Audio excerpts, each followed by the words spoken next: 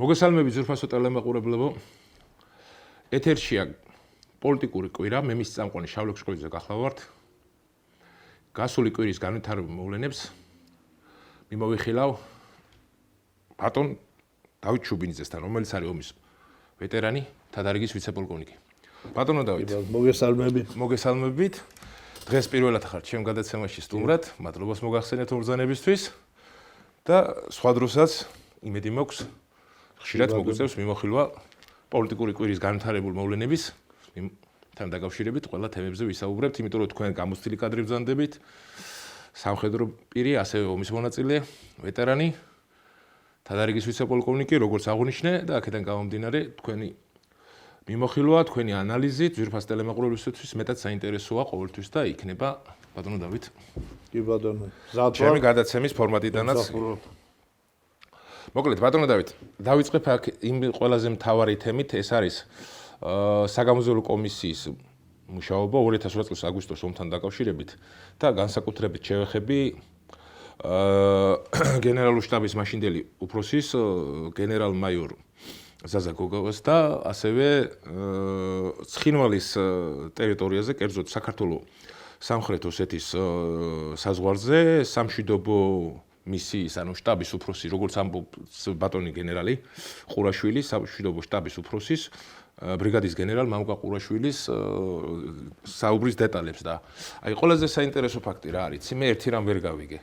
აი ყველაზე მეტად საინტერესო ჩემთვის იქ არის და ასევე როგორც მე პირადად იურისტი ვარ და ასევე ძვირფას ტელემეყურებლისათვისაც საინტერესო იქნება რომ გარკვეულ ნაწილში პირველი ბატონ დავით ჩემთვის ყველა წარმოუდგენელია პოლიციის მოქმედი ოფიცერი გოგავა ხო პოლიციელი იყო ყოფილი პოლიციელი ყველაზე მეტი გასაკვირი მაგრამ პოლიციის ყოფილი პოლიციის ოფიცერი რომელსაც მე მიანიჭეს ბრიგადის გენერლის წოდება და რამოდენიმე ხნის შემდეგ მიანიჭეს გენერალ-მაიორი პოლიციის გენერალ-მაიორია სხვათა შორის და არა სამხედრო გენერალ-მაიორი თუმცა ეხლა ისე ატრიალებენ ვითომ სამხედრო გენერალ-მაიორია იმიტომ რომ სულ სამხედრო ფორმით დადის მაგრამ საინტერესო ფაქტი სულ სხვა რამეა რატომ ჩააბარა მაშინდელმა მთავარსარდალმა მიხეილ სააკაშვილმა საქართველოს შეიარაღებული ძალების გენერალური შტაბი პოლიციის ოფიცერს და ასევე ჩემთვის ყოველად გაურკვეველ ვითარებაში აღმოჩნდი მე რაც მოусმინე ამ საგამოძიებო კომისიიდან გამომდინარე ეს იყო დეტალი რომ ერთმანეთის გზიდანაცდომილი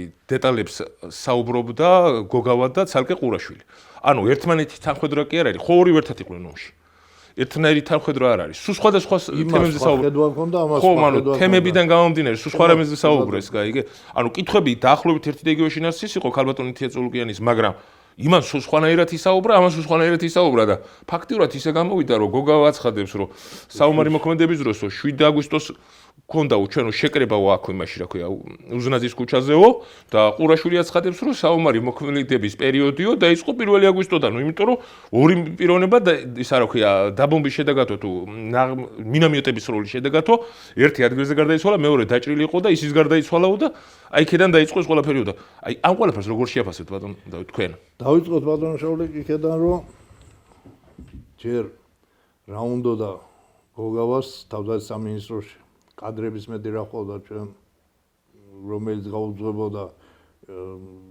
გენერალურ შტაბს პოლიციის ოფიცერი მოიყვანეს და დანიშნეს გენშტაბის უფროსად რამდენად აკმაყოფილებდა ის ჯარის მოთხოვნილებას კი ნახეს 2008-ში მერე რაც მოხდა 2004 წელს თუ კარგად გახსოვთ პოლიციელები 40 პოლიციელი შავი ფორმა ეცვათ მაშინ განაიერეს ცხინვალის მისადგომთან 2004 წლის აგვისტოს შორისხებში ხო იქ მეგონი 16 ადამიანი თუ 15 არა 40 იყო პოლიციელი არა დაღუპულებს გულისხმობ დაღუპულები 15 თუ 16 იყო 16 იყო როგორც მე მახსოვს 16 იყო მაგრამ მანო მაგას უსწრებდა წინ პოლიციელების აყვანა კი იქ პერიოდი ოღონდ ეგ ის იყო ბატონო დავით სასაცმელი გახადეს კი ეგ პერიოდი იყო მე მგონი ივლისის ბოლო აგვისტოს დასაწყისი ხო ესე იყო სადაც ამის შემოქმედი გადმოიყვანეს და გენერალური შტაბის უფროსად დაინიშნა ეს ხო დანაშაულია ეს უკვე ერთი დანაშაულია კაცმა რომელმაც თავის პოლიციელებს ვერ მოუარა მაშინ და ვერ ასწავლა ის რომ პოზიციაზე არ უნდა ეძინოთ და უნდა ყარაულობდნენ თავის თავს და სხვებსაც ის პიროვნება მოიყვანეს და დანიშნეს გენერალურ შტაბში. ეს ერთი. მეორე. ბატონი ყურაშვილი, მამუკა ყურაშვილი არის უნიჭერის პიროვნება, განათლებული პიროვნება, მართლა სამხედრო სტრატეგი, რასაც იტყვიან. ის უკეთესად გაუძღვებოდა გენშტაბს ვიდრე ის. მაგრამ სამართავი არისო მამუკა ყურაშვილი იოლი. ის სამართავი. ჩემი შეხედულება ეგ არის. იმიტომ გადაისროლეს იქ ის იმაში. გადისროლეს იქ, წინახაზე და იმ ზუსტად იცის, რა დროს რა დაეწყო ის სწორ სამბოს. პირველში დაეწყო ეს ემზადებოდნენ ომისთვის. პირველში დაიწყო ყველაფერი. მაგრამ აწყობდათ რომ 7-ში გამოეცხადებიათ და ეხლაც იმიტო არიან ერთი მეორეში არეული რომ მაშინ რაც ითქვა. ანუ გზიდან ნაცდომილია ყველა დეტალები. ისეთი რაღაცებზე ისაუბრა გოგავა და ცალკე ყურაშვილმა, რომ ერთმანეთის თანხმედრაში საერთოდ არ მოდის. კი ბატონო. ნუ რაღაცებში ეთანხმებოდა გოგავას ყურაშვილი, მაგრამ სადღაც 80% ზუგზიდან ის იყო რა ქვია. ომის დაწყების რიცხვს ვერ ასახელებს. გენერალური შტაბის უფროსი. ის დახსოვ 7-ში დაიწყო. 7-ში რა დაიწყო დაბომბები დაიწყო 7-ში. მაგას რა უძღოდა წინ. და ასევე მე მოусმინე ბატონო დავით ზაზა გოგავა გენერალ-მაიორ ზაზა გოგავა მე გენერალ-მაიორს ვეძახი იმიტომ რომ ის ჩემთვის სამხედრო პირი არ არის რადგან ბრიგადის გენერლის წოდება აქვს პოლიციის ოფიცერი იყო მაინც პოლიციის გენერალ-მაიორად მოიხსენიებ მაგას თუმცა მას ბრიგადის გენერლის წოდებაც აქვს მიღებული რადგან ის გენშტაბის უფროსად დანიშნეს მაშინ ელვან თავმჯდომარემ მაგრამ საქმე სხვა რამეში მდგომარეობს მე რა უნდა ვთქვა იცი აი გოგავას ტექსტს გავუკეთებ მას რა ქვია პრეამბულას ანუ ციტირების ვარიანტში გავალ 2008 წლის 7 აგვისტოს უზნაძის ქუჩაზე რო შეიკრიბენ მაშინ ხო მე მომცესო უშუალო მითითებაო იმ პერიოდშიო რომ არ უნდა გამეხსნა ცეცხლი მხოლოდ უნდა დავკვირვებოდიო დაახლოებით რამოდენიმე საათის შემდეგ მთავარსარდალმა ბრძანება მომცაო რომ საცეცხლე წერტილებზე შეტევა დამეწყო ანუ რა შეიცვალა ბატონო დავით ამ თემიდან გამომდინარე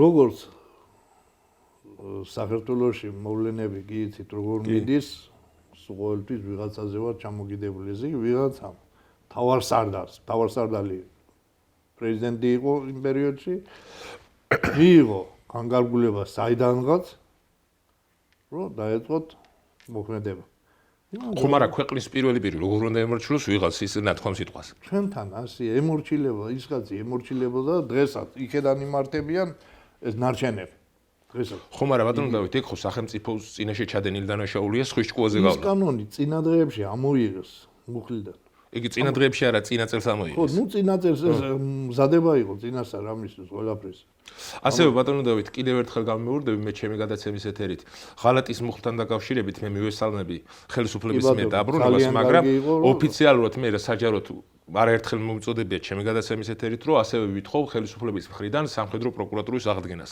და დაუბრუნდეს სამხედრო პროკურორს ის ფუნქციები რაც ჰქონდა სააკაშვილის ხელისუფლებაში მოსვლამდე აუცილებელია სამხედრო პროკურატურა თავიდან შეიქმნას ახალი ოღონდ ის ფუნქცია უნდა დაუბრუნდეს ძველი. ის ფუნქცია უნდა დაუბრუნდეს, რა თქმა უნდა, ის ფუნქცია უნდა დაუბრუნდეს და ამით ეს გამოძიება არ დამთავრდება. დღეს მართალია, კარგად მიდის საპარლამენტო გამოძიება, კეთილი ინება სულ ყველა მიბრძანდნენ დაკითხვას დღეს მე მგონი ოქრუაშვილი არ გამოცადა და არც ოქრუაშვილია სამხედროს და საიდან მოიტანეს ამ თავდაცვისად, მაგრამ ამათ კანონში უკვე ესე ხო გაწერილი თავდაცვის მინისტრი სამხედრო შეიძლება არ ყოფილიყო. ბატონო დავით, მე მიხეილ სააკაშვილის 2007 წლის მოვლენების შემდეგ გაკეთებულ განცხადებას გავაკეთე, ციტირებას გავუკეთებ. კარგად მახსოვს ვანო მირებიშვილთან დაკავშირებით რო გააკეთა განცხადება. ვანო მირებიშვილი პროფესიით ინჟინერია, მაგრამ სამაგეროთო მოადგილები ხო ყავთ გამოცდილი ოფიცრებიო და ისინი სიტუაციას გააკონტროლებენ, ეს კიდე მართავსო. ნუ იგივე ვარიანტი გამოგდის თავდაცვის სამინისტროშიდაც. კი ბატონო, მაგრამ თავდაცვის სამინისტროში მან წინ რა უძღოდა 2005 წელს გამომიშვეს მე ჯარებიდან ალბათ ოქრუაშვილის დამსახურება არის ჩემი მაშინ მინისტრი მაგ იყოდა ხო პირადად მისი მიდგამომიშვეს ბრძანებით თვითონ დაწერა ბრძანება მოაწერა ხელიზე მარტო ჩემზე რომ იყოს ლაბარაკი არ არის ეს წინ უსწრებდა ყველაფერი 800 ოფიცერი დაითხოვეს შეერებული ძალებიდან გამოცილი ოფიცრების კი არა რომ გუშინ დაამთავრა და აკადემია და მოვიდა და დაждდა თანამდებობაზე არა გამოცილი ოფიცრები ვინც ნაომარი იყო ვინც სხვადასხვა მისიებში ქონა მონაწილეობა მიღებული 800 ოფიცერი ცოტა არ არის. ესე იგი თავდადე სამინისტრო მთლიანად დატოვა სუბთად. და გადვიდა ეს როგორ იცი ცოდნე ოფიცრები, ვინც იყო გამოცდილი ოფიცრები გაუშვეს, მოიყვანეს შინაგან საქმეთა სამინისტროდან და იუსტიციის სამინისტროდან. კაც ვეკითხები იუსტიციიდან სამინისტროდან მოვიდა კაც დანიშნეს სადლად. და მე მეკითხება, წოდება რა უნდა მოეს მე. ვეთქვი ამ ხელა იმაზე თანამდებობაზე ხარ და თქვენ თანამდებობა აქ მე თქვი არ უნდა იყოს პოლკოვნიკი ან გენერალი მე. ეს წავიდა მაშინ აუტანა ამბავი უხრაშის რომ მე თურმე გენერალი უნდა ვიყო. ვინ გითხრაო ამან მეთქვა მაგი დუხი არ ნახო ჯარებში გატუვებსო და გაბოთავებსო. რა ქონა რა წოდება ქონა იუსტიციაში და არაფერი იუსტიციაში წოდება რა არ იყო არაფერი. ესე იგი ჩვეულებრივი პირი იყო იუსტიციის. ჩვეულებრივი პირი იყო და აი ესეთი ხალხი. ხომ არა ბოდიში ბატონო დავით იუსტიციის სამინისტრო იმ პერიოდში. ბატონო დავით იუსტიციის სამინისტროს აქვს თავისი უწყებრივი წოდებები. კი ბატონო აქვს. კი. კი. უწყებრივი წოდებები. პროკურატურა და იუსტიციასაც და პროკურატურა ექსპერტი მე პროფესიით კრიმინალისტი ექსპერტი ვარ და მე თვითონ მაქვს იუსტიციის წოდება და სამედიცინო იმასაც აქვს წოდება. კი რა თქმა უნდა. აქვს. მაგრამ იმა არ იცოდა იყო სამოქალაქო იყო. სამოქალაქო იყო არ იყო ოფიცერი რო ყოფილიყო ოფიცერი ვეტყოდა ვინმე იქ იუსტიციაში შენ ოფიცერი ხარ იუსტიციაში. ანუ ესე იგი გამოდის რომ ჩვეულებრივი სამოქალაქო პირი იყო რომელიც გადაიყვანეს თავდაცვის სამინისტროში თანაც დანიშნეს სარდლად. სარდლად დანიშნეს. საცოდაობა ხო არის. ეგ სასადობა კი არა სამარცხვინო საქციელია ბატონო. ეს კრიმინალია. პირველ რიგში კრიმინალია და მეორე კიდე სამარცხვინო საქციელია. ასეთი ხალხი უნდოდა ომი რომ მოეგოთ ან მოგებაზე ვიმფიქროთ ჩაბარება უნდოდა და გამოვიდათ ყველაფერი და ჩააბარეს. ანუ ბატონო დავით მე გავაკეთებ კიდევ ერთხელ მოხდით. ხალხი დაიღუპა უდანაშაულო ხალხი. ამაზე ამაზე უნდა მაგათმა პასუხი. უდანაშაულო ხალხი და ის კიდე თალკე საკითხია. გენერალური შტაბის უფროსი დაღლილი იყო თურმე და მოსახლეობა ვერ გამოიყვა და რა გააკეთა დედა.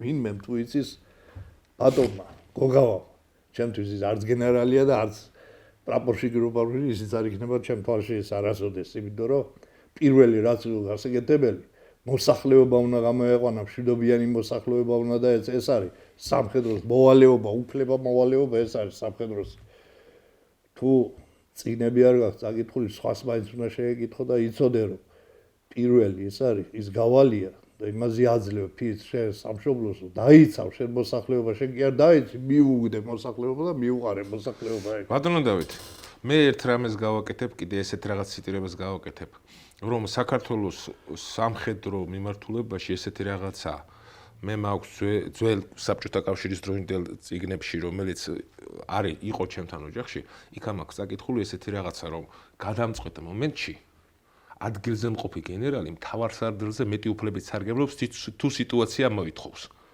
კი ბატონო აქედან გამომდინარე გოგავას უნდა მიეღო გადაწყვეტილება მთავარ სარდლზე მეტი უფლების საფუძვლიდან გამომდინარე მაგრამ მან ის კი არ გააკეთა არამედ დაემარჩინა მთავარ სარდლს და დატოვა იმდენი ხალხი იქ ტყუილუბრალოდ ხოლო ერთადერთი რამის გულისთვის მე ამაზე იმას ვიტყვი ბატონო დავით რომ ეს ყველაფერი იყო წინასთან განსაზღვრული სახელმწიფოს წინაშე ჩადენილი ღალატი ხალხი სამოქალაქო პირების სიკვდილი რომელიც იყო პირდაპირ და ტერიტორიების ჩაბარება ეს სახელმწიფო ღალატი იყო რა თქმა უნდა ეხლა სწორი შენიშვნა მაგი ჩვენ ჯარშიც მასე არის თუ მეთაური ვერ ასრულებს თავის მოვალეობას არ არის თავარ სარდალი და გენერლები თუ მეთაური ვერ ასრულებს თავის მოვალეობას იქ იმიტომ ყავს მეთაურს მოადგილეები, ოფიცრები, 20 მეთაურები, 100 მეთაურები. ანუ ბატონო დავით, მე უბრალოდ ციტირება გავაკეთე გოგავადან გამომდინარე. ხო, გოგავა. მაშინ სხვა უნდა აიღოს ის და რა მოხდა ჩვენ ჯარში ახლა? და პანიკა შეიქმნა, თავარსარდალი გაიქცა, გავრცელდეს ამათი ნათქვამი და თავარსარდალი გაიქცა. ჩავიდა ეს ამბავი ფრონტის ხაზზე, ომის ხაზზე, წინა ხაზზე, თავარსარდალი გაიქცა, ისე ქვეყანა დაინგრა. ვიღაცას ხო უნდა ეღო თავის თავზე, მაგრამ იქ ოფიცერი აღარ იყო. იყო ეს წეღარ რავს თქვი, სამოქალაქო საშტატო განრიგი. ისინი ყავდათ მიღებული იმათ ეს არ იცოდნენ. არ დღეს იციან ალბათ რა თუნდა და საერთოდ ბატონო დავით ავტომატიზაციის აწყობას არ იცოდნენ იმ ხალხმა და აბა თავის თავზე აიღებ და ახლა ის მეთაურობას ბატალიონის მეთაურობა ვერ აიღებს თავის თავზე. ბატალიონის მეთაურობა, ასეულის მეთაურობა ვერ აიღებს თავის თავზე. როგორ შეიძლებოდა ჩვენი ჯარი ისეთი გარტყმილი ბიჭები იყვნენ იმათი ასე უპატრონოდ მიტოვება და ესე მოქცევა მაგრამ იმ ბიჭებსაც გული გაუწა ხედავს მეთაური გარბის საძავიდეთო დაგარეთ იარაღი და გაიქეცდა. მე ყველა საშინელება რა იყო იცი ახლა ამ კომისიიდან საგამოძიებო კომისიიდან მე არ მომისმენი ეს დეტალები იმედია მაქვს სოტელე მოყოლება რომ საგამოძიებო კომისია კიდევ ერთხელ შეეხება 2008 წლის ომთან დაკავშირებით გარკვეულ ნაწილში და ესეთ რაღაცასაც უშუალოდ წამოუყენებს ამ ხალხს უშუალოდ შეხებას რომლებიც იქიდან მეთაურის ბრძანების საფუძველზე დატოვეს დისლოკაციის ადგილი მათ რო დამთავრდა ეს კონფლიქტური სიტუაცია გამოაცხადეს დეზერტირება და ნაწილი გაუშვეს ციხეში. კი ბატონო.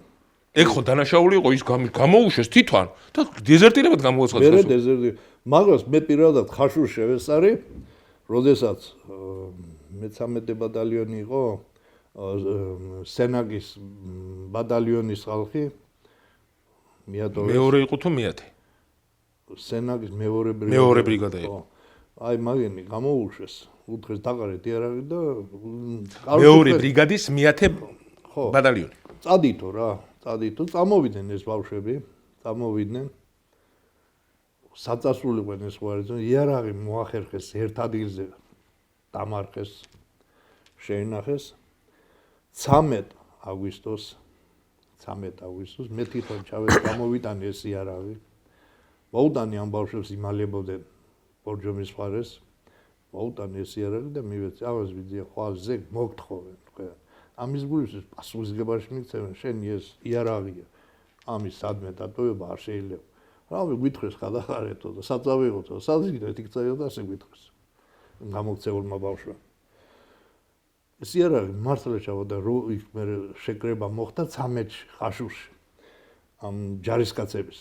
და ჯარისკაცებმა პრეტენზია იმას მეთაურს. სადიღავი რატომ მიგვატოვე, რატომ გაიქეცე? და გაჩერდ და დაგიჭერთ ყველას. თქვენ გამოიქეცით იმინა მიგერ. აბა თვითონ ხوار დაიბორებდა და ხوار მასინდა დაანაშაულებდა. ხო და ახლა იარაღიო და კი იარაღი ხო და მიიტანეს მეორე დღეს ეს იარაღი ჩააბარეს დათუმიდან იყო ბევრი და ეხლა ალბათ თუ ვინმე მისმენთ ამას ხო იცით ის ბავშვები ცოტა არ იყვნენ დაახლოებით 30 ბავშვი იყო ახალგაზრდა მოზარდი ეხლა დიდები იქნებიან მაგრამ ხო გახსოვთ ეს ნუ დაახლოებით ჩემი ასაკის იქნებიან და ისიც კი შევბირდი ყოფილი სამხედრო არ მეტყვი არ შეგეშინეთ ამ ხეობაში ისინი ვერ შემოვლეს ეს იყო 13-ში უკვე ხარშურში რუსები იდგენ მე და ხო აი აქ დავხვდები ამ ხეობაში თქვენთან ერთად ესე აქ გომასპინძლები მათ თუ წამოვლენ ნახეთ მე არ მიგატოვებ და თქვენ არ მიმატოვოთ და მართლაც ისე შემართებით იყო გაეხარდა თუ ერთი კაცი მაინც ნახეთ რომ უკან არიხევს ყოფილი ოფიცერი ესე მოხდა მაშინ ეს იყო წინასწარ ყველაფერი განსაზღვრული როგორ უნდა დაეტოვებიათ როგორ უნდა ჩაეგდოთ რაც მეტი მოსახლეობა დაიხოცებოდა მშვიდობიანი მოსახლეობა მით უკეთესი იყო ამის ახლა არ გამოდის მგონია და არ ლაპარაკობს იმა რატო არ ლაპარაკობს იმა რომ ეს მიზანმიმართულად დატოვეს ეს მოსახლეობა იქ რომ მე ცრემლები წამოსვლა და აი დაგვიხოცეს ამდენი სამოქალაქო და ასე გვიქნე კი რომ სამხედროებიც რა ყველა მიატოვეს მე ილია მეორე რა იმათაც გვასვენებდნენ აქ ეს იყო ყველაფერი მიზანმიმართულად გაკეთებული ეს ყველაფერი პირველ რიგში მე ვიტყვი ეს იყო სამარცხვინო საქციელი და მე მინდა იცი რა ვთქვა ჩვენ ძალიან დიდი სირცხვილი ვჭამეთ ჩვენი ქვეყნის მოსახლეობის წინაშე 2008 წლის ომთან დაკავშირებით როცა ხელისუფლებამ ჩაიდინა ეს დანაშაული. მაგრამ ამას ხაზს გაუსვამ რომ არა ჩვენი ვაშკაცი ბიჭები რომლებიც შინდისში დაიღუპენ იმათმა ჩვენ ეს სინდის ნამუსი თავიანთი ვაშკაცობითა და ღირსებით მოგწმინდეს და ეს რომ არ ყოფილიყო ბატონო დავითი სოფლიოს წინაშე ქონდა მოჭრილი თავი სამარცხვინოდ ჩადენილი დანაშაულის წინაშე აი ახლა მაგალითად მე ხშირად დავდივარ ხოლმე შიდა ქართლის ტერიტორიაზე ხშირად მიწევს იქ საზღვართან არსებულ სოფლებში კერძოდ ტყიავში დავდივარ მერეთში დავდივარ შინდისში ნიქოში მე ხშირად მაგ შეხება იმ ხარესთან ნუ ეს ჩემი სამსახურეული ფუნქცია სხვა მხრიდან გამომდინარე მაგრამ მე სხვა რამას ვამბობ ანუ მე იმის თქვა მინდა ბატონო დავით რომ უყურე როგორ რაღაცა იქ ახლაც არიან ახალგაზრდა ბიჭები მეტნაკლებად შემართებით არიან სიტუაციიდან გამომდინარე, მაგრამ ყველაზე ცუდი იცი რა არის? მე კიდე გვინდა ერთი რაღაც თქვა ბატონო დავით. ამ ხელისუფლებას მინდა მოუწოდო, რომ ადგილზე მყოფი სამოქმედო პოლიციის ყველა ოფიცერი და 90% ყოფილი ნაცია. ანუ ისევის ხალხი არიან, შეცვლილი არაფერი არ არის. უბრალოდ ნიღაბი აქვთ მორგებული სათავეში. არც არაფერი შეეძლო ისინი თუ არ შეეძლო არც არაფერი. და ამიტომ რატო ვამბობ იცი ბატონო დავით, ბოდიში მომხდ. იმიტომ ვამბობ, რომ ის ხალხი ვინემაც სისხლის სამართლის დანაშაული ჩაიდინეს, ხო? ისევ თანამდებობებზე არიან და ეს როგორ შეიძლება მითხარით? არაბთა შეიძლება და უნდაგან თავისუფლდნენ. როგორ არ მოიძებნება საქართველოში კადრები, კაცო, ხომ გახსოვთ მიშა რომ მოვიდა, აი ძველი მილიცია ალბათ ყველაზე გამახსოვრებათ. ერთი რაც გააკეთა, მაგრამ მიშამ რაც გააკეთა, ის იყო რომ გააუქმა და მილიცია გაუუშვა სულ სახლში. და შექმნა ახალი კრიმინალური და პოლიცია საპატრულო ობიექტი. რომელიც გააკეთა მართლა გააკეთა რა ეს სახე. ამაში მე როგორც ვიცი ძალიან დიდი წვლილი მიუძღვის ბიძინა ივანიშვილი. კი, რა თქმა უნდა. მადლობას ვუხდი ბატონ ბიძინას აი ამ გაკეთებული საქმისთვის, მარტო კი ამისთვის კი არა კიდე ბევრია გაკეთებული. დაჟე გარდა იმისა, რომ წვლილი აქვს მიღებული, გარდა მაგისა ბატონო დავით, მე ერთ რამეს დავამატებ. სანამ ურთიერთობა აირეოდა სააკაშვილსა და ბატონ ბიძინა ივანიშვილის შორის, მანამდე ყველა პოლიციის მინისტრიდან დაწყებული იგი ჩვეულებრივი სამოქალაქო სტრუქტურის თანამშრომლებიდან ჩათვლით ყველა ქართულ ბანკში იღებდა ხელფასებს. კი ბატონო. $100 მეძღებულობდი თავდაცვაში, როცა მუშაობდი, მაშინ ბიძინა ბევრმა არ იცოდა ვინ იყო და რა იყო. მაგრამ $100 ვერ იწყებოდა ქართულ ბანკიდან. კი ბატონო. ხო და ახლა გამოდიან და აცხადებენ არიქა ასე და არიქა ისე. ხო, ნუ ახლა რადგან მოვავდეს და თვითონ ყოფილენ მოკეთეები, მაგრამ ჩვენ შევეხეთ იმ საკითხს, რომ ეს ხალხი აუცილებლად უნდა წავიდეს. ვერ გავზდით ისე პატრიოტულ ნიადაგზე მომავალ თაობას თუ აი ეს ძველი დამნაშავე კრიმინალები არ მოვიშა, შეიძლება კრიმინალი არ არის, მაგრამ ძალაუნებურად მონაწილეობა აქვს მიღებული იმ კრიმინალურ ქმედებაში, რაც მაშინ ჩაიდინა ჩვენ ქვეყნის მთავარ სარდალმა, პრეზიდენტმა და მისმა ხროვამ. რა ჩაიდინა ჩვენი რავი ბატონო დავით, რო კითხო ჩვენ მაშინდელ პრეზიდენტს ბევრი რაღაცა არ სოდნია ის ეკეთებოდა საქმეები და მაშინ გოგავა ყოფილა პრეზიდენტი და ის ყოფილა ეს ნუ ეგრე განაცხადა არაერთი მე ანუ მე 2008 წელს ომს არ ვეხები მე 2007 წლის მოვლენებს ვეხები და 2011 წლის 26 მაისის მოვლენებთან დაკავშირებით ხო გახსოვთ რა ილაპარაკა რომ მე არ ვიცოდი ეს დეტალებიო და თუ არ ვიცოდა მაშინ რანაირად ეკეთებოდა ეხლა ჩვენი აი ესე მართლა თავზე გადმოდი სწავლა განათლება ისეთი ოფიცრები ყავს დამთავრებული თუ ამერიკაში თუ რუსეთში მაშინ იყო რუსეთში უკრაინაში ფრუნზეს აკადემია და აკადემიაში აღზარნია და იმაში კიევში მალინოვსკის სახელობის აკადემია ბატონო იქ ლენინგრადში საერთო საკითხს ასე ისეთი ხალხი ყავს ისეთი ოფიცრები და გაყარეს მე ესე სულ ყველა გამოყვა იმიტომ რომ რუსები არიან და რუსული ორიენტაციის ხალხია და კი ბატონო ამერიკელებმა რო ნახეს ავღანეთში ჩვენი ოფიცრები და გვერდში რო უდგენდა არ შორდებოდნენ ქართველებს თვითონ ამერიკელები რავარი ერთგული ბიჭები ყოლია აბა ერთი ამერიკელებს კითხეთ როგორ აფასებდნენ ქართულ შენაერთს მაგრამ რადგინდა აქ ისეთი მეტაურები დაუღენეს გული აუხვიდა იმ რო ეკუთვნის თვითონ დაწინაურება და მოიყვანეს და ლენჩი დაუსვეს და რეზოლუციის დაწერა არ იცის კაცმა რეზოლუცია რას ნიშნავს ის არ იცის რეზოლუცია კი არა ბატონო დავით მე მქონდა შეხება სამინისტროში შინაგან საქმეთა სამინისტროში რომ მუშაობდი ყავდა ერთი ხელმძღვანელი მოიყვანეს ექსპერტიზის ბიუროში მუშაობდი და მოიყვანეს დაცვის პოლიციიდან გადმოიყვანეს უფროსი ლეიტენანტის სტატუსით და აი სასაცილო დეტალი რა არის 6 თვის მერე ვიცე-პოლკოვნიკის წოდებით წავიდა სამსახურიდან კაცმა რომელს პატაკის დაწერა კი არა საერთოდ არ იცოდა უყურე როგორ რაღაცა ანუ ას პატაკს როდესაც თლიან იმას პროგრამას პატაკს რო წერ ამზადებს ექსპერტი პატაკს ხო იქ უნდა დაადოს რეზოლუცია ზემოდან გაუმძიებელმა ანუ ხელმძღვანელობამ მაგრამ ამასთან ერთად იმას ჩვენ ვადებდით ხოლმე იმ რეზოლუციას და მე ხელს აწერდნენ თვითონ და დაბლა უნდა დაუსვას დრო დაწყების დამთავრების ხელი მოწეროს და თოდარიცხი და ყველაზე მაგარი რა არის ბატონო დავით მივედი და აი უნდა ვთქვა ზურფასო ტელემოყრუა ჩემთვის სამარცხინოა ეს დეტალი და აერთხელ მithქოს და კიდე გავიმეორებ რისთვისაც ბოდიშს მოვიხდი უბრალოდ სამარცხინო რა არის იცი მიყურებს იდიოტი და რა ხდება მე ვთხარი და წერა იცი მეთქი და დავწერე მითხარი შენ სახელი ხო ვიცოდი რა გვარი მითხარი სწორად მეთქი დავწერე გადაწერე მეთქი და სახელის პირველიასო ხო წერია დაწერა პირველიასო და მეკითხება აქ დავსვა წერტილი თუ გვარის პირველიასოს მერეო აი ესეთი ხალხი ყავდათ ეხლა უკეთეს გეტყვი კიდე როდესაც მე მუშაობდი თანამდებობაზე 2005-ში გავამეშვა და თქვი ახალი მოსული ეს და არის კადრებიც მაგ ისიც რომ სააგაშვილო თავის დროზე კანცელარიის შენობაში მიგვიწია ოფიცრები და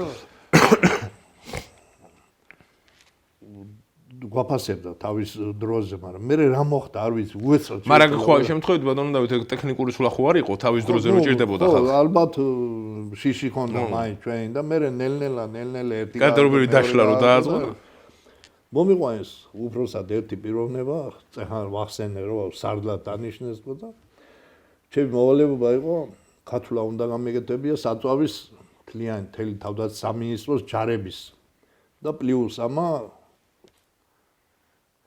პრეზიდენტის მომსახურეობის საწვავზე საწვავს საფოხ მასალებზე მოამზადე ეს წიგნი გავაკეთე ყველაფერი და ახლა სარდალმა უნდა დაადოს რეზოლუცია ამას რომ ნამდვილად თუ არ იცის იმან დღესაც არ ეწოინება რას ნიშნავს რეზოლუცია ნამდვილად ეს საქმე შეასრულა ვიცე-პოლკოვნიკმა ჩუბინიძემ და ნამდვილად ვეთანხმები მე ამას და აწერს ხელს თუ ბეჭედია დაარდო ბეჭედი უნდა დაარდოს ამა რა ხნა რომ შეუდან ეს აღარ მიმიღო მე იმიტომ რომ გენერალი რომ მან უთხრა კატუებს აღარ მიმიღო და დივანს გამოადანა და უნდა ჩამოუდანო პრეზიდენტის ფონდის უფროსია ჩხენკელი იმ პერიოდში და ბესო ალადაშვილი არის მისი მოადგილე ყოფილი უშუების პოლკოვნიკი არსენალურმა გაზეთი მისი ძმა მაგარი კაცი პიროვნება და მწოდნე და ნიჯიერი და კადრი რასაც ვი ამას გოუსვია ხაზი და რეზოლუცია დაუძერე ხელი მეტი არა ხაზი გაუსვა რეზოლუცია და მოაწერა თავისი გვარი მე არ გადამიშლი ეს წამოვიღე და გვარდიის სამმართველო იყო ორთაჯალაში იქ მესამე სართულზე ზიანი ესე და უნდა მივიდე მიუდანო ეს რომ პრეზიდენტთან მთავარსარდალთან უნდა მიიტავა ხო და უნდა იმასნას რა ქვია პრეზიდენტ მიუდანოს ეს და პრეზიდენტმა უნდა მოაწეროს ხელი და ეს უკვე ბიუჯეტი დააფინანსებს ამას ანუ განსაზღვრული ის არის ხო ლიმიტი ხარშაღლიც ხო არის პირდაპირ ლიმიტირებული წავიდე და კიბეებზე შემდგომ უკვე ჩამოდიან მიდიან პრეზიდენტ და მოყვებოდ ხიდაშელი ბუღალტერი კარგი ბუღალტერი იყო რახინიო ჯუბინი მოვიტანე მე მიუდანე გადაშალა ამან ვაიმე ხალი გაფიტდა და ეს რა არის ბიჭო მე თქვი რა არის ყველაფერი გაკეთებულია როგორც წესი და რიგი მიაწოდა იმან ხვდება ეს ბესო სიცილდაბა წავუები მოვაჩვენებ წაიღეს და მის შემდეგ იყო რომ გავაფრთხილდა იქაც ესე იგი მიუდა და უთხრეს აი ასეთი ყაკეთში ხალხი ხავს ის არავის მოუხსნეს მე გავამბალდეს ის გადადოს რა თქმა უნდა მისი იოლად სამართავი კადრი იყო და იმით აი ებნაირი ხალხით მოხდა რაც მოხდა ამათ პაჩაიბა მე ესეთი ინფორმაციაც მაქვს იმ პერიოდში გოგავ ამას არ იტყვის და არც ყურაშვილი იტყვის ამას რეზერვისტები რო ჩაიყვნენ ნახენა საწაიყვნენ ვის იმედზე ჩაიყვნენ უგლავას იმედზე ჩაიყვნენ რეზერვისტები ომში ავტობუსებით რომ ეყავ ავტობუსის შოფრები ფარველობდნენ კიდე იმათ იმიტომ რომ იმათმა უფრო მეტი იცოდნენ ვიდრე იმათ სულ არაფერი არ იცოდნენ აი რეზერვისტები ვაფშე მომზადილი არ იყო არა და რამდენი თანხა კოჯორში დახარჯული რეზერვისტების მომზადებაზე თქვენ თუ არ იცით მე ვიცი მაგრამ ასევე ბატონო დავით მე მინდა კიდე ეს არის სამშობლოს ღალატი პირდაპირ სამშობლოს ღალატი აი ახლა თქვენ რეზერვისტები ახსენეთ ბატონო დავით და მე კიდე მინდა ერთი თემა შევეხო ეს არის 2008 წლის ომის მონაწილე მოხალისეები და რეზერვისტები რომელსაც დღესაც არა გარკვეულ ნაწილს ვეტერანის სტატუსი და ყველაზე საშინელება ის არის რომ დეპარტამენტის საფუძველზე ესეთი რაღაცაა თავდაცვის სამინისტროს მაშინდელ განკარგულებაში რომ იყო მივლინებული შიდა ქართლის რეგიონში ოღონდ არ არის მითითებული კერძოდ რა ადგილზე იყო მივლინებული მე მქონდა არაერთხელ შეხება მაგ თემასთან დაკავშირებით და პირადად მომიწია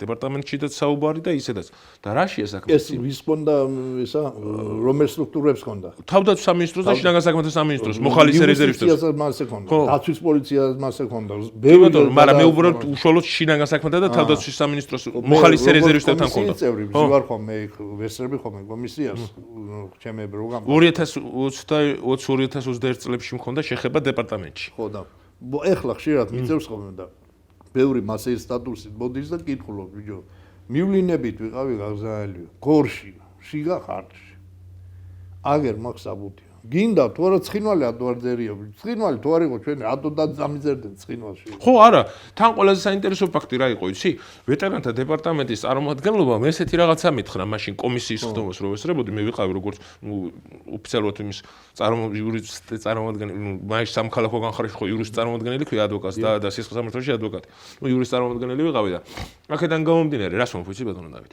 პირდაპირ მეუნება ვეტერანების დეპარტამენტის იურისტი რომ აქ არ წერიაო რა ტერიტორია არისო მითითებული მომისმინეთ მე ვთხარი გასაგებია რომ არ წერია მაგრამ უყურე მე სხვა რაღაცა მაქვს კი ბატონო არ წერია ის რო იყო მიულინებაში იარაღის ჩაბარები როცა ჩაიბარა მან იარაღი შეიარაღება ჩაიბარა ტანსაცმელი ჩაიბარა ჭამასმის აღრიცხვა დაიწყო ხო ყველაფერი ხო აიწყო მე ვთხარი და ჩააბარა უკან თავის ყველაფერი იმ რაოდენობის ვადაში რაც ანუ გამოდის რომ მიულინებაში იყო გაშვებული ხო ხო იგროს მიულინებაში იყო ხო მაშინ სამიულინებო ხარჯი მაინც უნდა ცხოვრეთ მე ვთხარი იმ პიროვნებას თუ არ წერია საბრძოლო მოქმედებაში იყო გაშვებული არო ესო კანონმდებლობით თუ არ არის განსაზღვრული როგორ არის მე ვთხარი განსაზღვრული თქვენ თვითონ მეუნევით რომ 2008 წლის 8 აგვისტოდან 2008 წლის 12 აგვისტოს ჩათვლით შიდა ქართლის ლეგიონში მიულინებული იყო და მე დერაფერი აღარ წერია ანუ თუ მიულინებული იყო მაშინ მიულინების ხარჯი მაინც უნდა ცხოვრეთ თუ სტატუსს არ აძლევთ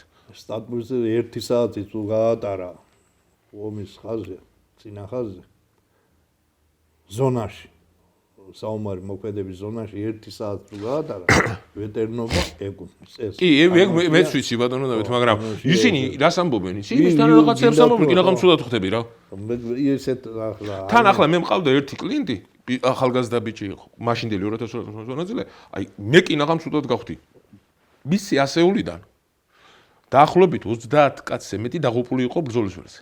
პირადად მისი 20-ულიდან იყო 5 დაღუპული. და აი ამ პიროვნებას ზეამბობდნენ რომ შიდა ქართლის რეგიონში იყო მივლინებული და მე რა ვიციო კაცო იმაშიო იქნება და ქარელში ან იმაშიო რა ქვია გორის მისადგომებთან რაღაცა იდგა ტექზეო. რა მნიშვნელია ტყვია ტექზე არ დაიჭრა ეს გორის ტექზე ჟურნალისტი? კი როგორ არ დაიჭრა. მაგრამ ესენი მიზეზებს იგონებდნენ მიხვდი?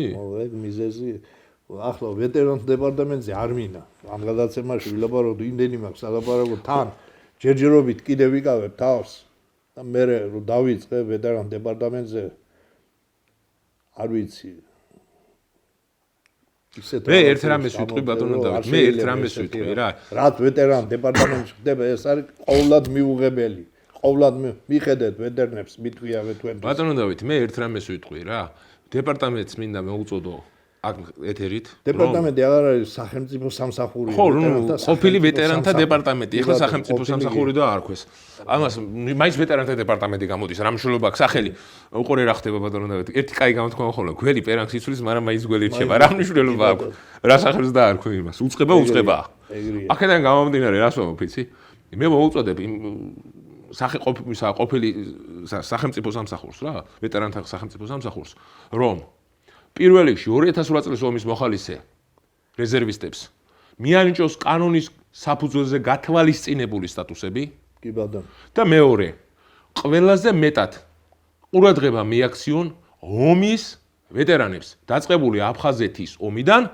დამთავრებული 2008 წლის მოვლენების ჩათვლით არ აქვს მნიშვნელობა იმას ვინ არის ის ხალხი არიან რომლებმაც ჩვენი ქვეყნის გულისთვის სისხლი დაღვარეს და ჩვენ ვალდებული ვართ ნებისმიერი მოქალაქე სახელმწიფო სტრუქტურის თანამშრომლები უფრო მეტად რომ პატივიცეთ მათ ღირსებას და მათ უფლებებს და მათ სიცოცხლეს ღირსება უნდა აუდგინონ ვეტერნებს არ შეიძლება ესე მოქცევა ჩვენ ქვეყანაში რომ ვეტერნებს ეკცევიან და ეს არის დამსახურება ვეტერანთა სახელმწიფო სამსახურის გამოფხიზით პატარა 21 საუკუნეში ვართ არ შეიძლება ეს ისინი ხელაფულს იღებენ ბატონო დავითი ვერ გაზრებათ უეცრად იმ ხელაფულებს ითვლიან ბატონო დავით იმ ხელაფულებს ითვლიან და ამათ კიდე 100 ლარზე სამათხოვრო გაუხადეს სიტუაცია ბატონო დავით შემდეგ თემაზე გადავალთ თორე ჩვენ ეს 2008 წლის საომარი მოქმედება ძალიან გაგვგრძელდება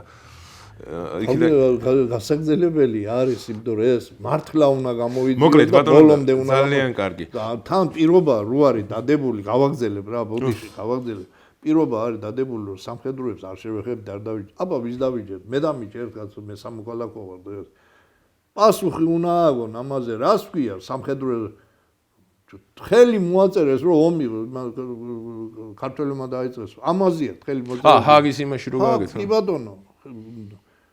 ესენი არა ვარდებიჭიროთ ესენი. კი არ უნდა დაიჭირო, პასუხი უნდა აგებიოთ რა.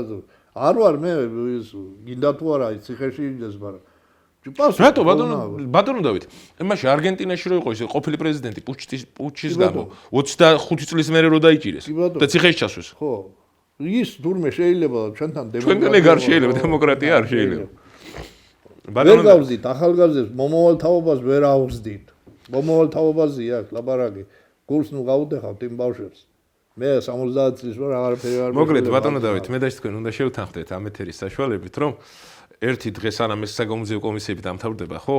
ერთი გადაცემა კიდე უნდა გავაკეთოთ მე და თქვენ 2008 წელს ომთან დაკავშირებით, ბევრი სალაპარაკო თემები გვაქვს და აქედან გამომდინარე ძვირფას ტელემაყურებლებმა რომ გაერკვენ კარგად რა როგორ ხდებოდა და როგორ ხდება დეტალებში რომ კარგად უფრო ცლად აუხსნათ. ნუ კერძოდ ფორმატს მთლიანად ამ 2008 წელს ომს მიუძღვნი მთლიან ფორმატს და იმის მიხედვით ვისაუბროთ მე და თქვენ. კი ბატონო. სანამ საგამოძიებო კომისიების ეს საქმეები დამთავრდება. რაც შეეხება ახლა სხვა თემას მინდა შევეხო ეს არის ნარკოპოლიტიკაზე უნდა გადავიდე რომელიც კერძოდ გამკაცრდა მე ვეთანხმები ამ კანონური ნარკოპოლიტიკის გამკაცრებას და ერთად წინა გადაცემაში ვახსენე ძვირფას ტელემაყურებლებმა რომ 2016 წელს საქართველოში იყო ესეთი მიმართულება ნარკოტიკების წინააღმდეგობის ორგანიზაცია იყო რომელსაც ცხონებულ კობადავითაშვილი ხელმძღვანელობდა და მე ვიყავი ამ ორგანიზაციის წევრი პირადად მე ვიყავი ერთ-ერთი ინიციატორი იურისტი მაგ საქმესთან დაკავშირებით საჯარო თვეწინააღმდეგები დღესაც კი ნარკოტიკების მიღებას და ასევე ვემხრობი ამ ნარკოპოლიტიკის გამკაცრებას თუმცა იცი რას ვიტყვი მე იმას ვიტყვი რომ ნარკოპოლიტიკა იქიდან კი არ უნდა გამკაცრდეს კანონმდებლობის საფუძველზე პირველ რიგში უნდა გამკაცრდეს ადგილზე რეალიზებიდან და არა კანონმდებლობის საფუძველზე. ბარებში, დისკოტეკებში, კლუბებში 1000-ნაირი ნარკოტიკი, 1000-ნაირი ის არა ქვია, სიბინძურე ტრიალებს. გასაგებია რომ ისინი ფულს აკეთებენ, კი ბატონო. და მეორე კიდე ამ იმაში რა ქვია, ყოველთვის სტარდება სპეცოპერაციები, ამ ქვემფონჭალა, ფონჭალში. რა გახდება? ეს ფონჭალა რა გახდება? ვერ გავიგე. კომუნისტებიდან მოვალებულია. ხო, მაგრამ კი, გასაგებია რომ იქ არიან ისინი. კი ბატონო. მაგრამ საქმე სხვა რამეშია. თავარი ის არ არის. თავარია რომ აიკრძალოს კერძოდ აი ამ დაწესებულებებში ნარკოტიკების გასაღება და მე ეტაპობრივად ყველაფერს ეშველება. იმიტომ რომ ბატონო დავით ბოდიშვილი ხთი, იმიტომ რომ ახალგაზრდა რო შედის ბარში, კლუბში, დისკოტეკაზე მნიშვნელობა არ აქვს. ხო, ის ნებით თუ უნებრივ ახლა როგორ რა ხდება? მე იურიდიულ მიმართულებაში ესეთი რაღაცა მაქვს ნასწავლი. და თქვენს მე მგონი დამეთანხმებით. როცა ადამიანს უნდა რომ კლიენტი ძალიან ბევრი ყავდეს ეტაპობრივი შეპარვით აკეთებს. მიხვდი? რომ მე ნელ-ნელა შესვამს და უკვე კლიენტია. შეიძლება იმ ახალგაზრდამ დღეს არა, რამოდენიმე ხნის განმავლობაში საერთოდ არ იცოდეს ნარკოტიკის რო იღებს, მაგრამ მე გამოვიდეს რომ მე ნარკომანია. კი ბატონო. ხო, აქედან გამომდინარე, იმიტომ ვამბობ რომ აიკრძალოს ამ ყველა დაწესებულებაში ნარკოტიკების გასაღება, გამკაცრდეს კონტროლი ამ ყველაფერთან დაკავშირებით კანონის საფუძველზე. აქედან თუ ჩვენ არ დავიწყეთ ბატონო დავით, არაფერი არ გვეშველება. კი, ერთი კიდევ მე იმას დავამატებდი კიდევ ამას კანონის გამგაცრებას კანონი უნდა კანონებდეს ყველასთვის. ისი არ მოხდეს რომ ვიყო შევარნაიზროს მაგალითად ასეთი ის ერთი პარტია ასაღებდა თავისიმა ამას დაიჭერდნენ მეორე პარტია მუშაობდა. კი ბატონო, იმ მეორეს დაიჭერდნენ მე ისე პირველეს. ის ყავდა კრიშა ყავდა. ამას კრიშა არ ყავდა. რა წინა ხელშეუხების დროსაც არ იყო ბატონო, მიშას დროსაც იყო და აი ესე არ უნდა კანონი უნდა იყოს ყველასთვის კანონი. ყველა უნდა დაისაჯოს. მარტო ერთი არა, სულ ყველა. ის თანამდებობის პირი თუ არის და ჩარეულია მაგ საქმეში, ისიც უნდა დაისაჯოს. მე ახლა რო უყურებ თბილისში. ამდენი მანქანებია, მოძრაობს ხალხი, გაჭირვებულ ქვეყანაში, ასე იძახის რომ ყველა უმუშევარ ქვეყანაში, ნაციონალებს რო კითხო ყველაზე იძახის. რა ვიცი ბატონო დავით, ყველგან საცობია, მე აღარ შემიძლია აღსებობა დავდივარ. ბენზინი დადიან კაცო.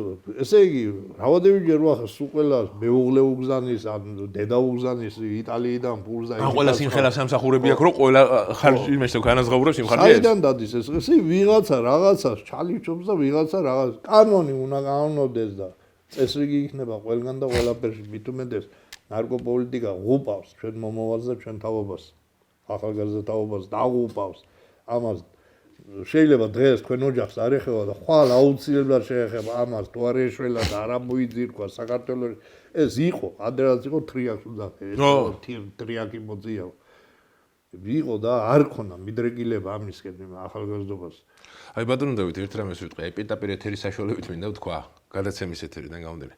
თქვენ წარმოიდგინეთ, მე მარიხუანაზედაც კი უბრალოდ თუ ვინმე საქმოწეული და სუნს ვიგზნობ, იმაზედაც კი ცუდად ხვდები. თავი მტკივდება და ალერგია მაქვს საშინო და ცემინება მეწყება. და იმას როგორ გავეკარები, ოღონდ გამაგებია. და აი ერთი რაღაც უნდა ჩავამატო. რაც შეეხება ნარკოტიკის საშუალებას.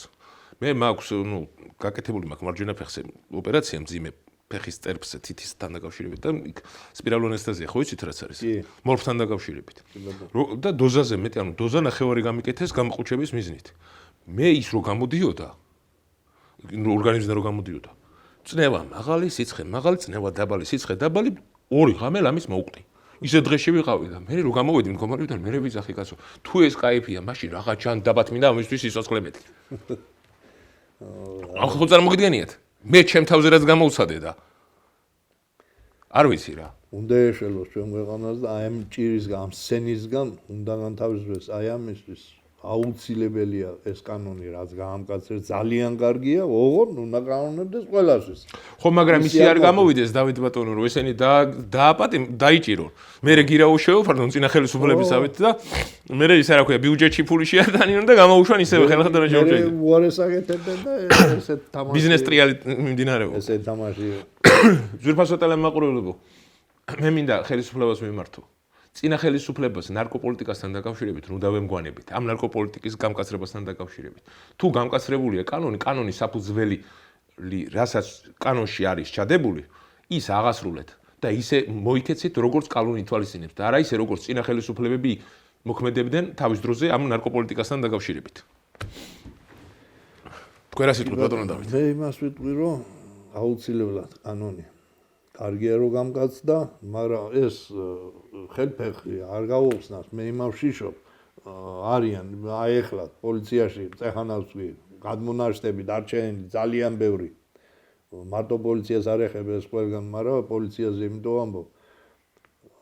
უბრალოდ აი ქუჩაში აჩერებენ ახალგაზრდებს, უკვე დაიწყეს ეს და შიშს თესავენ, აი გაჭხრიკავენ ჯიდებს. აი მაგ თემასთან დაკავშირებით, ბუდიში. მაგ თემასთან დაკავშირებით ძვირფასო ტელემაყურებელო მე ერთ რამეს გავაკეთებ და იმედია ვინც გვიყურებს, გაითვალისწინებს ამას. როდესაც პოლიციელი მოვა თქვენთან, მას ოფიციალურად მოთხოვეთ ოფიციალური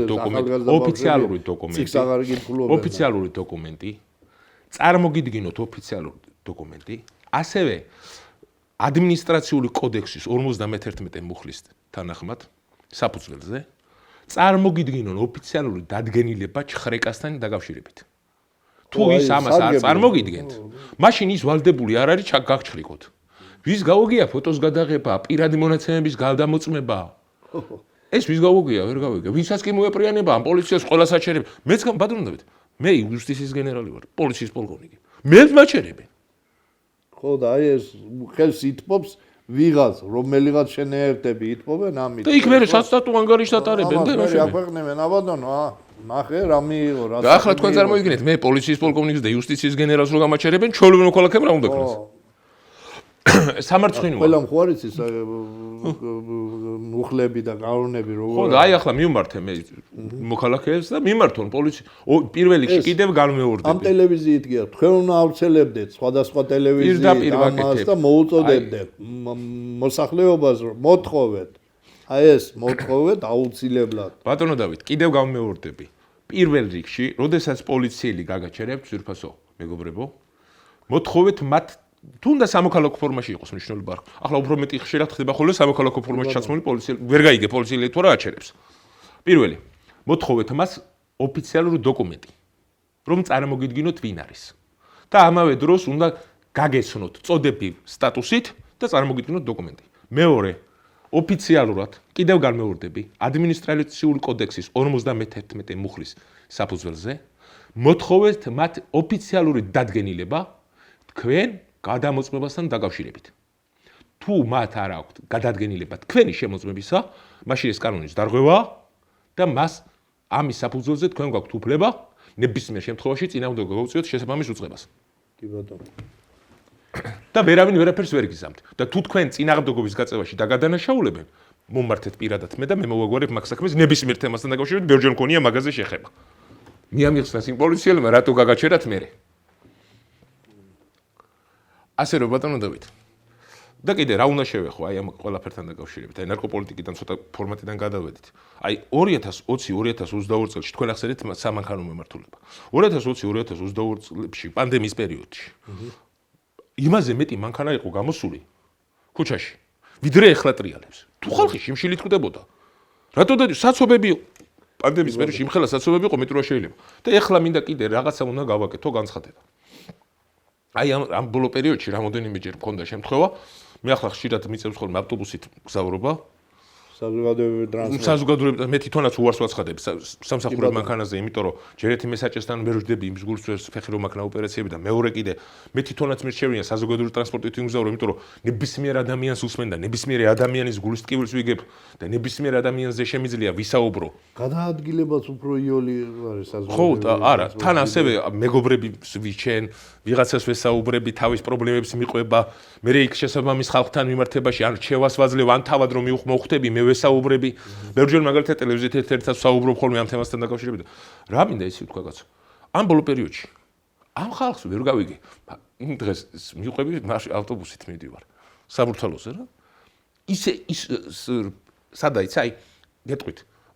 რო ჩამოდიხარ საკაძის ზეგთან სანამ მიხვალ.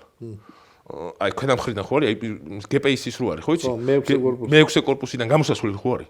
ისე რესკად გამოვარდა მანქანა. ეს 100 ნომერ ავტობუსი მივყვებოდი.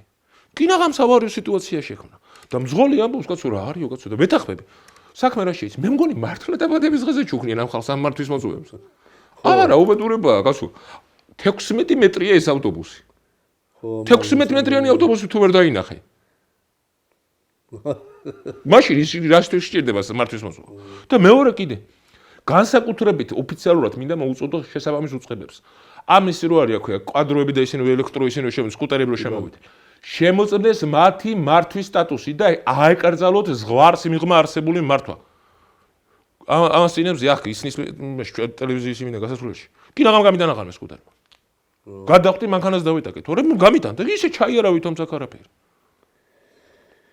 და მეორე კიდე ავარიების სიტუაციაც უბრალოდ გახშირდა ამ სკუტერებით. კი ბატონო. და იმიტომ ვამბობ ხელისუფლებას მოუწოდებ შესაბამის უწყებებს რომ დადგინდეს სიჩქარე სკუტერის მართვის ზღვარისა.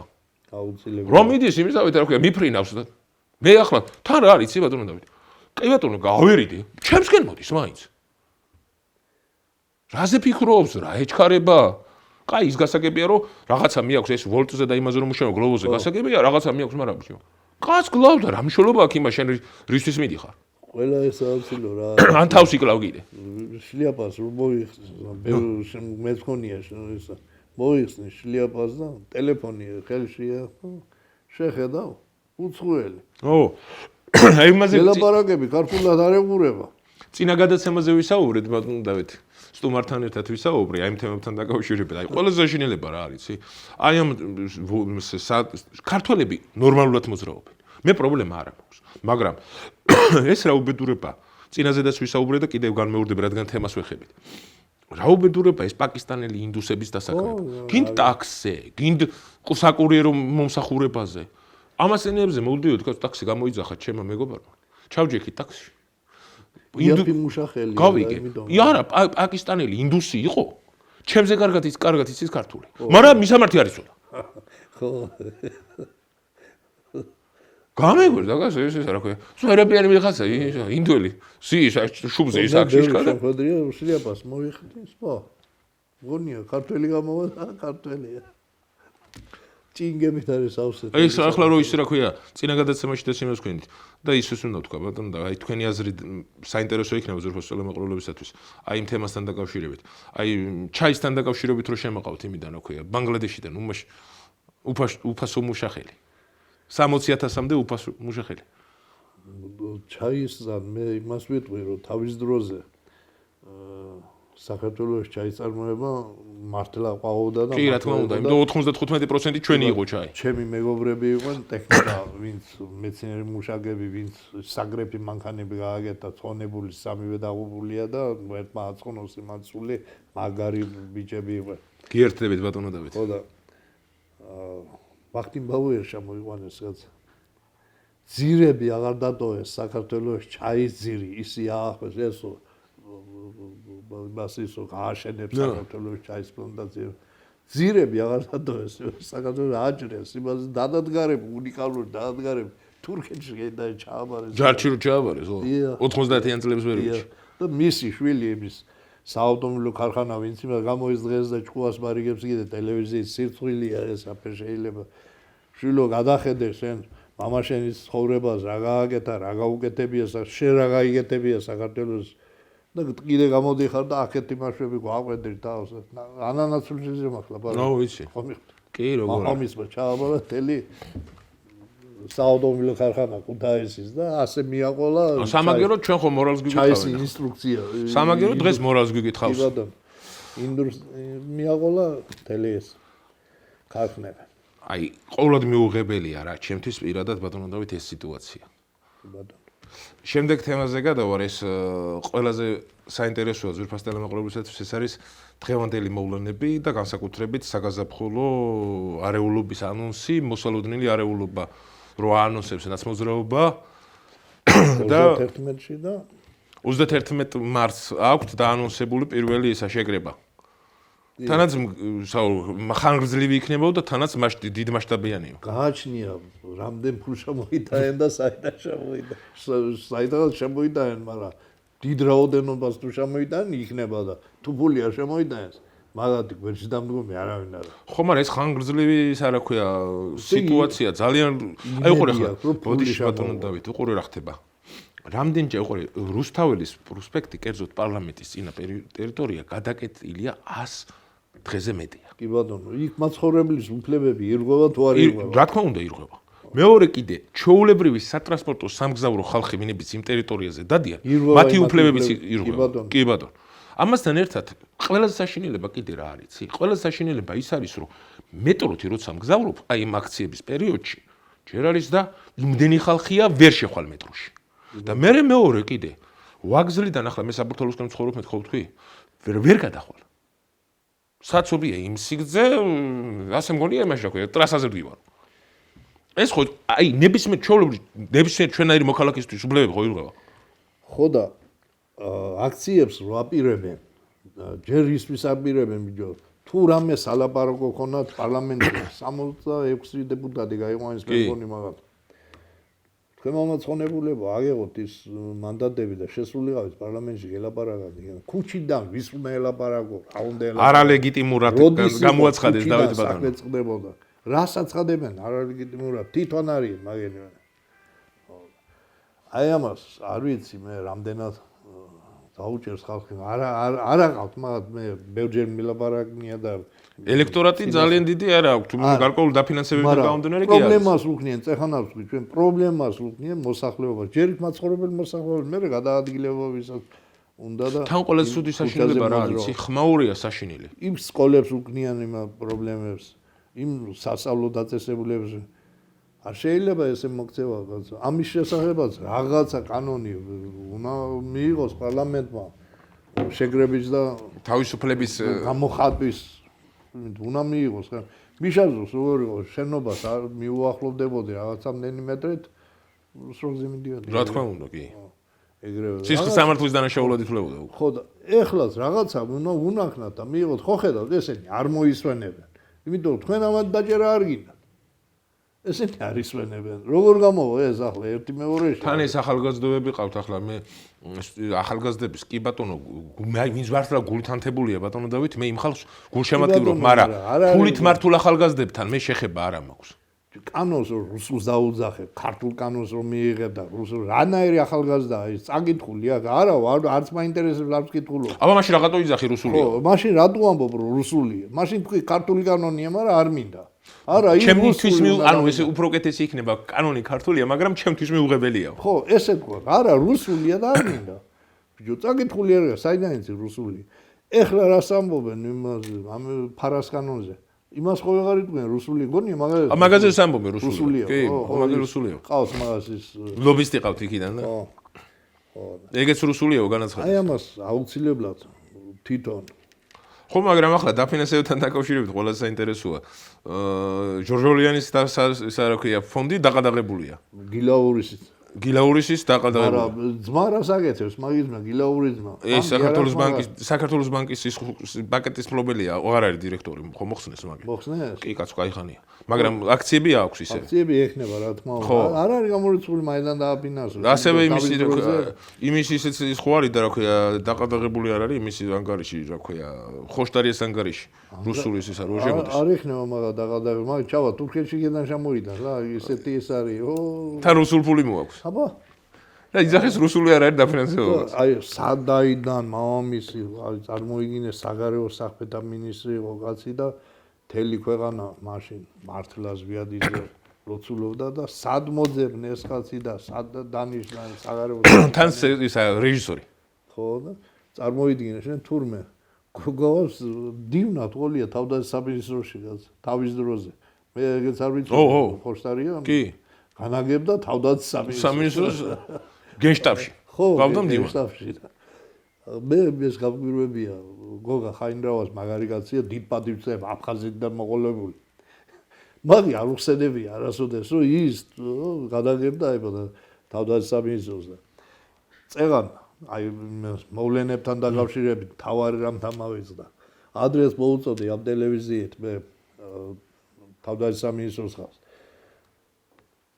ამ გოგავას და ამას როარ ცხენიათ ამ გენერლებს გამოდიხარ ბიჭო პარლამენტის კომისიის წინაშე და რაღაცებს და თქვენ პატრონებო აი ეს გენგეგმა ამოიღეთ და ნახეთ და წაიგითხეთ თბილისის დაცვის გენგეგმა ამოიღეთ რა რემელი სტრატეგი შემყავხარ პოლიციის ოფიცერი ხარ და გენშტაბის წაიგითხე ეს რა დაგიწერათ იმან ისიც გენერალი ახლა გეგმა რო შეგიგნა რამდენ კილომეტრია 300 კილომეტრზე გაშალა ბრიგადა კაც 300 კილომეტრში თბილისის გარშემო როცა ბრიგადა იშლება მარტო 12 კილომეტრზე შეტევის დროს და 8 კილომეტრზე თავდაცვის დროს და ამას 300 კილომეტრზეა გაშლილი ბრიგადა და ამით უნდა თბილისი დაეცა და პატრონებს ეს მაშინ გამოდის რომ ფრონტი მთლიანად მოშლილი იქნებოდა მოშლილი იყო თავდაცვის რუკად გაკეთებული როგორ უნდა დაიცვათ ქალაქ თბილისი შემოტევა რო წამოვიდა და ბუნკერები რო გაჭრა იმან მიშიგო მაშინ და იმის თავდაცვის რუკა გაკეთებოდა უდევთ გენშტაბში დღესაც